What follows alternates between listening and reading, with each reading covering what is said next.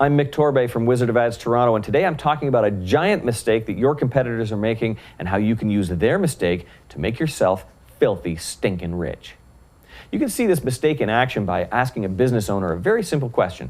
Tell me about your advertising program, and he will say something like this. Well, I'm doing some radio and I have a pay-per-click campaign going on, plus I have 3 billboards and I've been looking into YouTube videos. Having such a comprehensive plan has got him blinded to the fact that he has not answered your question. He's talking about media and not message. Sometimes he'll say, I'm spending $50,000 on billboards and another $80,000 on television. Thanks for the numbers, dude, but you're still not actually telling me anything. To put it another way, when you're talking about media, TV, radio, Facebook ads, Google ads, emailers, direct mail, billboard, any advertising medium, when you're talking about those things, you're talking about how you're going to say it.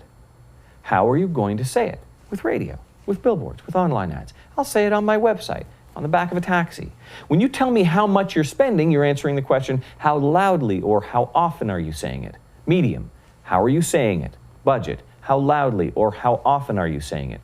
Those are the questions they're answering, but note the glaring blind spot. What are you saying? The average business owner spends a vast majority of his time and energy focusing on how to say it or how loudly or how often to say it, but puts almost zero attention into what will you say? When it comes time to actually say something, once he's figured out the medium that suits him best, he will usually fall back on mistake number 2. He's simply going to say what everybody else is saying. We talked about that before.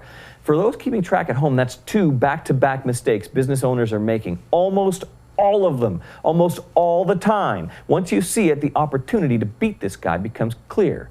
Most business owners are doing the job 100% backwards. They're worrying about how to say it and forgetting the importance of what to say. Most business owners are doing the job 100% backwards. They're worrying about how to say it and forgetting the importance of what to say.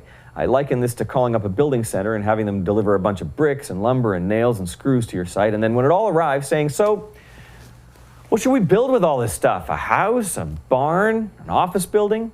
When you speak to my partners about our marketing efforts, we'll tell you what we're saying and why that message will resonate with a consumer. Step 1, the plan, the goal of the client. Is it a barn or an office building that he needs? Step 2, the strategy, the drawings. What will this barn look like? Step 3, execution, the building materials and the workers. Can you see how there will be much less waste when you do it this way? You'll only buy the materials you need, and you'll hire people who specialize in erecting barns, not office buildings. You'll get a better finished product and you'll waste less of your money. How are we going to say it? That's elementary. How loudly or how often? Well, that's just a question of how much the client can comfortably afford, but that's not important.